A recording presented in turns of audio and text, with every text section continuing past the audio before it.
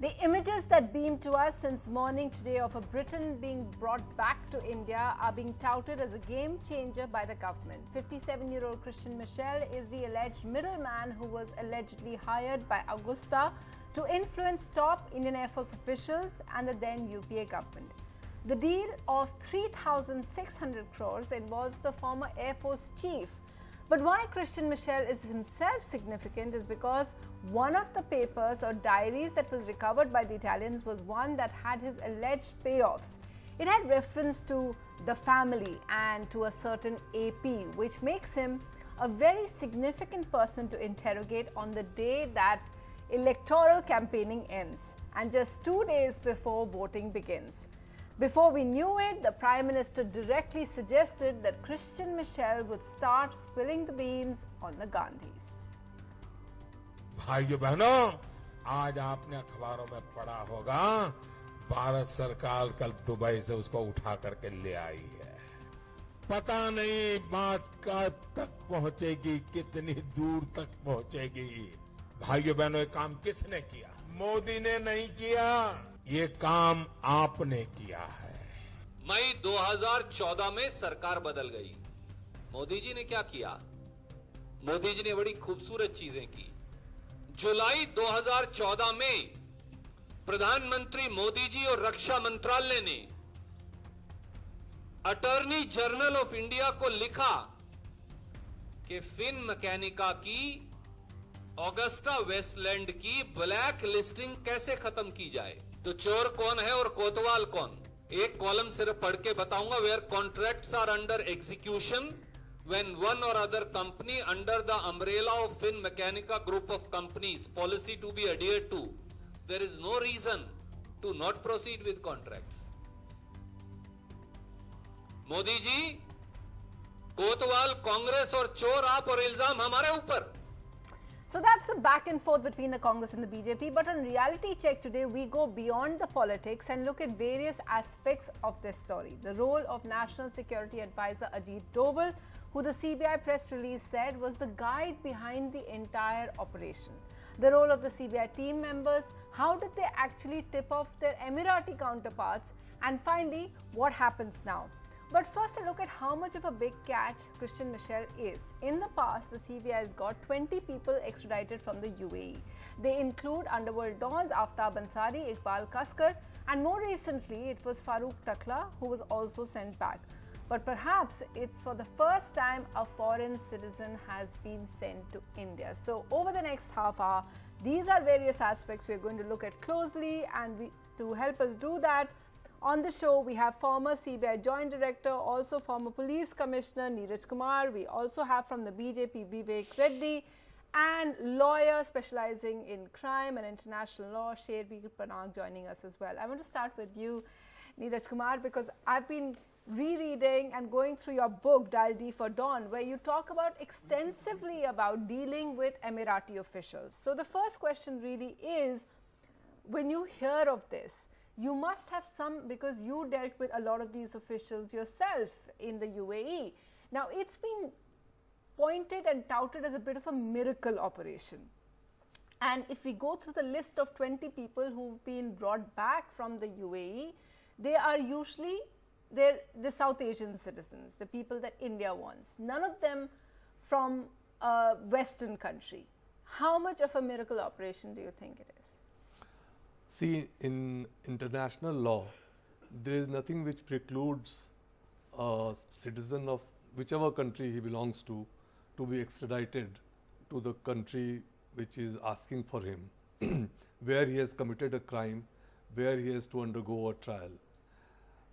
Yes, when there are competing requests, which means supposing the United Kingdom also wanted him back in their country, for an offense that he had committed there, and we were asking at the same time, so this is a situation when there are competing requests. Then perhaps the person, the country from where he belongs, to which it belongs, has a priority over the third country. But here he was not wanted by UK, and there was no case against him in UK. So if he's being brought to India, I mean, When you say no case, I have a specific question a little while later. But isn't it interesting that usually UK wouldn't want, I mean, we've never got anybody back from UK. We've never got them back. Indians have gone there and we've never got them back. So that way, do you think that it's a huge achievement? no, UK is different. Okay, yeah. for the India, UAE, is this a huge achievement? It is always a huge achievement. Any extradition from any country is a huge achievement, and it is an achievement at the diplomatic level, it is an achievement at the law enforcement level, and it is an achievement at the legal level as well. The law officers who go and argue in the court, because remember, extradition is a legal proceeding, you know, so you have to convince the court that there is an offence for which he is to be brought And back. this took a year and a half. Our extradition order request was put in last year, and it's something which has been worked on by the government. They've been following it up, and they write in the press release as well that there are initial hesitations that the UAE government also had in looking at the extradition, but we obviously managed. I have specific questions to you about other instances with the UAE as well, but first I want to go to Vivek Reddy. Vivek Reddy, what's interesting about this entire aspect and about Christian Michel's return, one of the things that's interesting is, of course, everyone jumped on the press release that came out which said under the guidance of Ajit Doval. There seemed to be no mention at all of the fact that the External Affairs Minister was also there, and this extradition happened as she was there as well. So is that like a deliberate, well thought out strategy from the government? Well, I don't think so that we can read any such thing, but the appreciation is for the government, irrespective of any individual. I guess what is to be appreciated here is that the Ministry of External Affairs and Mr. Ajit Doval and the law enforcement agencies and the CBI have all worked in coordination to ensure that Christian is brought back to India. And the larger complexity was that India had to work its way through the legal system of Emirates, and they had to wait for the judgment of the Court of Appeals in the Emirates, which took place the judgment took place as latest as in November 2018. So therefore, it was a long wait for a number of officials. Perhaps the coordination of all these officials was done by Ajit Doval. So therefore, the government has been fair in saying that he has coordinated it. That does not take away the huge efforts by the Ministry of External Affairs and Mrs. Sushma Swaraj also. Do you think the timing, Vivek Reddy, do you think the timing is also interesting? You know, he was here on the day that CBI's case was being heard by Supreme Court. And what is also interesting is the fact that one of the petitions pending in Supreme Court about the functioning of the CBI is one of the officers' petition, and that is the DIG, Manish Sinha's petition, in which he actually talks about how the NSA interferes too much. So is it all ironic that we are actually seeing the CBI press release thank the NSA, and at the same time, I mean, what should we make of all of this? Well, so far as you have raised two issues, Sunita. One is the timing. The timing could not have been a better timing, because in extradition cases, I think all the panelists will agree that we have to bring these people as early as possible to India. And the fact that the Court of Appeals took a decision in the Emirates in November 2018, and straight away, spontaneously, we have worked out with the Emirates government and brought him back here, shows that there has not been much of a time lag between the disposal of the matter with the Court of Appeals and him ultimately landing up in India. So therefore, we can't blame the timings. We can't say the Court of Appeal timed it to November. So that is one issue. The second issue is, so far as Ajit Doval and the other CBI issues are concerned, I think you have to give the clear merit to this government, you know, the clear appreciation to this government that they brought a convict who was deeply involved in these defense deals and who was a major havoc for this country, who used to ensure that corruption used to take place on Indian deals in foreign soil. Okay. And that would ensure that people would never be accountable. I think it is a great merit and, you know, a prestige that this country has brought him back, irrespective of who's done it and whatever be the Okay, a slight clarification there. Of course, Vivek Reddy, he's not a convict yet. In fact, he's been completely acquitted, and that's where my question to Sherbir Panag goes. Sherbir Panag, what do you make as a lawyer, as a criminal lawyer, what do you make of, and as someone who is acquainted with international law, how do you think legally this worked? Because, you know, I've been speaking to certain investigators and they're all very curious because in a way they also point out, could this be a case for double jeopardy? Just for our viewers' reference, in just a short while ago, India seemed to have lost all hope in this case because the original prosecutors, this case, Augusta Westland case, originates not from India but actually from Italy, where Giuseppe Orsi, the CEO of Augusta Westland, was being charged for corruption, by Italian prosecutors, and this was just an offshoot. So in the original case, Sherbir Panag, if the case has completely been thrown out and dismissed completely in Italy, the fact that we are able to get an extradition and we are now pursuing, where does this stand legally? Because is this a fit case for double jeopardy? So, Sunitra, I think there are a couple of points to make out here.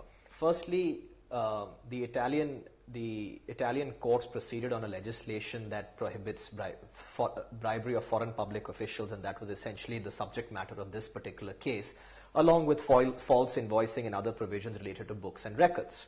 Now, typically, legislations that prevent foreign bribery, whether it's the US Foreign Corrupt Practices Act, the UK Bribery Act, or in Italy, most of these cases end up in settlements or deferred prosecution agreements or non-prosecution agreements. What that does is the evidentiary burden is much, much lower. Very rarely do cases such as these actually go to trial, as happened in this case. I would not think at all, and I disagree with everybody who feels that just because the Italian courts acquitted them, we can't convict them in India. The actual offences transpired in India. The Italian court did not summon any witnesses. There was little to no evidence collected here. In fact, the Italian courts record in their judgment that they relied heavily on Indian investigating authorities but received little cooperation at that juncture. And if you look at the timing of this, most of this transpired in 2013-14 when the trial was at its peak.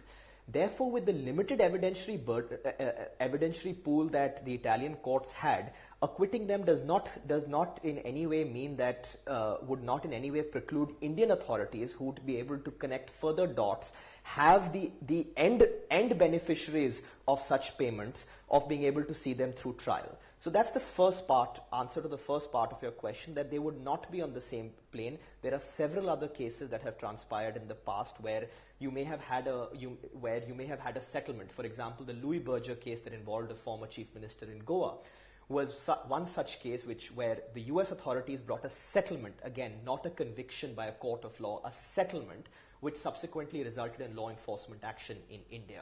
On the double jeopardy point, again, it wouldn't really fall within the contours of double jeopardy, as we will be able to provide an alternative set of facts as well as an alternate set of charges. I think it's important to note the charges the Italian courts brought and subsequently the charges the Indian courts are bringing. Okay. The Indian courts are likely to bring, or the investigating authorities bring. The third point I quickly want to make is that any extradition must definitely be celebrated. It's not an easy process. But I think in all this celebration, we must not forget one fundamental thing. This is something I've alluded to previously on your show, that an extradition, while it is purely a legal process, has also become a geopolitical process which involves coordination of multiple agencies. This is something I said we did not do adequately in the case of Nirav Modi and Mehul Choksi, which we have demonstrated here. But the distinctive factor being, this is the United Arab Emirates. It is not a UK court, it's not a European court, wherein the threshold for human rights is much higher. So I think while there's no doubt that we shouldn't applaud our law enforcement agencies and the Ministry of Home Affairs, the Ministry of External Affairs, and even the National Security Advisor for that matter, I think the subtle difference we shouldn't forget.